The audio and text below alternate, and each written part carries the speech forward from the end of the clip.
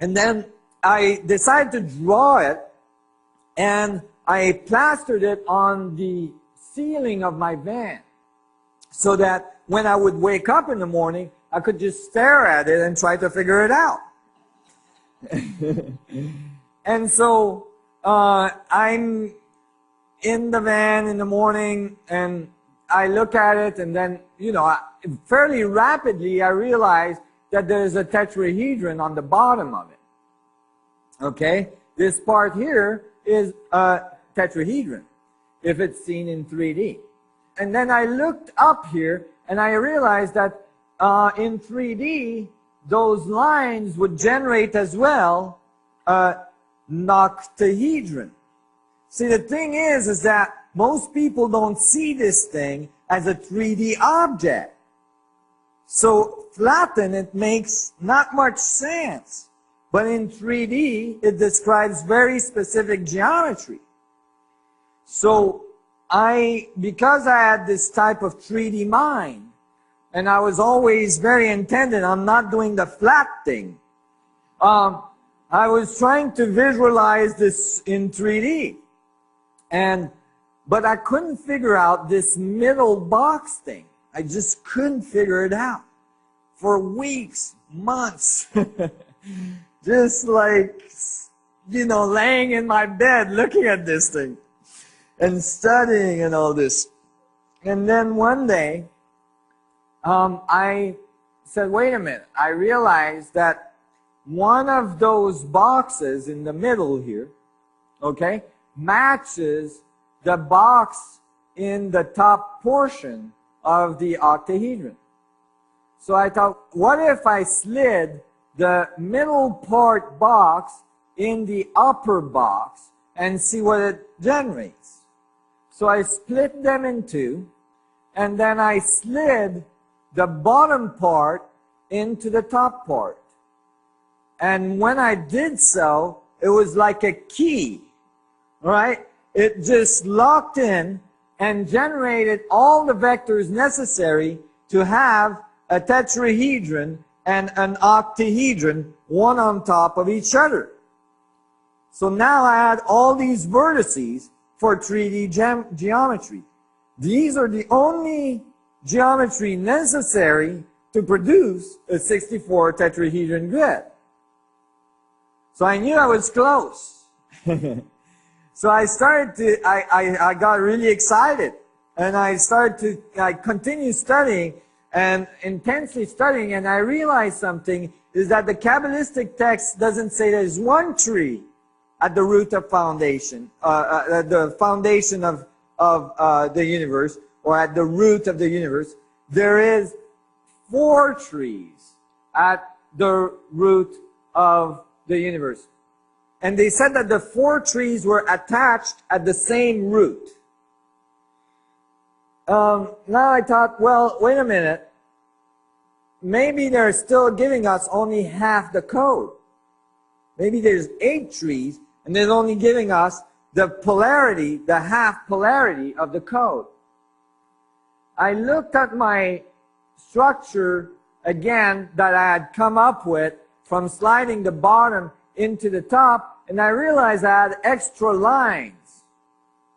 And these extra lines match the lines to generate the star tetrahedron. So if I got all the branches of the tree, and then I attach the 8 trees together, I would have 8 star tetrahedrons coming together to generate the 64 tetrahedron grid. And what told me had decoded this right was that by the time I was finished, I could now plaster the Kabbalistic tree right over top of the 64 tetrahedron grid and get all the 9s of the 2D tree out of the 3D geometry. It worked.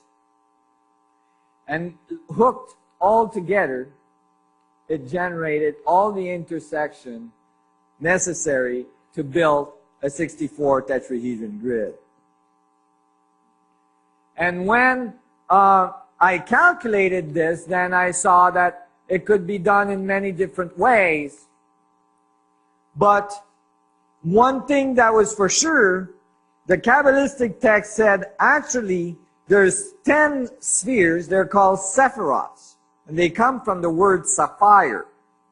Okay? So actually it's talking about crystals again. And it says that these sephiroths are the joints between the pathways of creation. And it said that there was this 10 sephiroth to one tree, but because they're all hooked to the same center, to the same root, which is called the crown sephiroth, which is described as a point of indwelling where God falls or God goes towards infinity. Okay? Basically describing a singularity. When they say that, they say that one doesn't count. So you get 9 sephiroth per tree. Well, if you have 8 trees, and you've got 9 sephiroth per trees, 8 by 9 is 72, and now you're right back to the 72 powers of God, and the code has brought you all the way back to the beginning in a feedback loop of coding information. And so I continue to find the solution to this. We did a small animation on how the trees come together, and it's literally the trees compressing together, creating that collapse into singularity, generating the code. It's quite amazing. Then it generates all the joints necessary to produce the 64 tetrahedron grid. So I wrote a little thing on this. It's an old book I wrote. It was all my findings on ancient civilization. I didn't write anything on.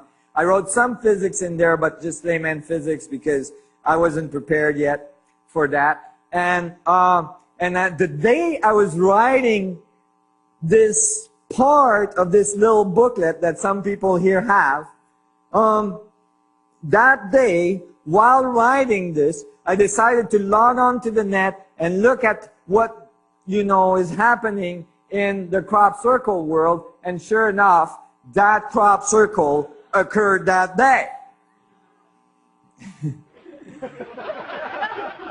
That was freaky.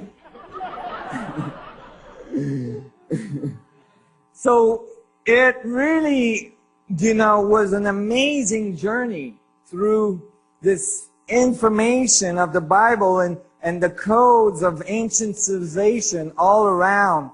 And I really was taken by it. And it was so confirming, and it just took, and every step of the way, it just kept on confirming. And, in this short presentation, yeah, I don't have time to go through all the details. I do give week-long presentations where, we have time to go through all the details of things. And even then, in a week, I usually still run out of time. But there's so many of this amazing confirmation that came along the path. Every step, every time I would doubt, something else would come out and grab me and show me the way. And and it brought me to a very different view of not only our past, but our possibility in the future, and how we move from here to the next level, how this change that so many of us are feeling on the planet is going to occur, and how we can help it, and how we can help ourselves through it. To this day, I'm finding stuff. I mean, it's amazing. There's so much stuff out there that relates to this. It's almost like there's nothing else. And in case of this being correct, then there isn't really anything else. There is this amazing structure of the vacuum that generates reality as we see it, that generates our existence, and it basically oozes out of us throughout our civilization, throughout our understanding, throughout our physics, throughout our advanced thinking, and it really brings us to a different way of relating the world. In this way of relating into the world, and that's where I believe that the New Testament and the Old Testament comes together. Because I believe that the Old Testament is talking about very advanced technology, and that the New Testament is talking about where you have to be in being able to have this level of technology. And that when the two come together, then you have a complete being, you have a complete master, you have a civilization that has reached levels of masteries in which they have an equilibrium between their external world and their internal world. They have understood that they hold singularity, that they are in contact with the universe within their existence, even within their physical existence, which is made from subatomic mini black holes connecting all things together. And from that perspective, a civilization would build a completely new set of technology, a completely new set of interaction in its civilization, of relationship with each other, and certainly realize their common goal and their common aspiration. I always say this, you know, this model tells us really that the surface of a planet is like an event horizon from which each individual is a little sun ray, right? And that sun ray has a very specific vector direction in space in which it gathers a very specific set of information. However, all of our feet are pointing to the same singularity, to the same center, and connecting us all. And that singularity holds us on the surface of this planet as our gravitational field. And if we get to this, I believe we can develop technology out of this that will bring us to the stars. And I think, and you know, that's my understanding at this point, that this is the crucial time to be able to transcend our way of doing things to the way that we need to be able to do things in order to survive the changes that are coming into our solar system and move to the next level of interaction, and maybe even connect with other civilizations that have been in our galaxy, that have been observing us, that have been waiting for us to graduate and enter a larger community, a larger galactic community, and move on from here. So, thank you very much for all your attention today.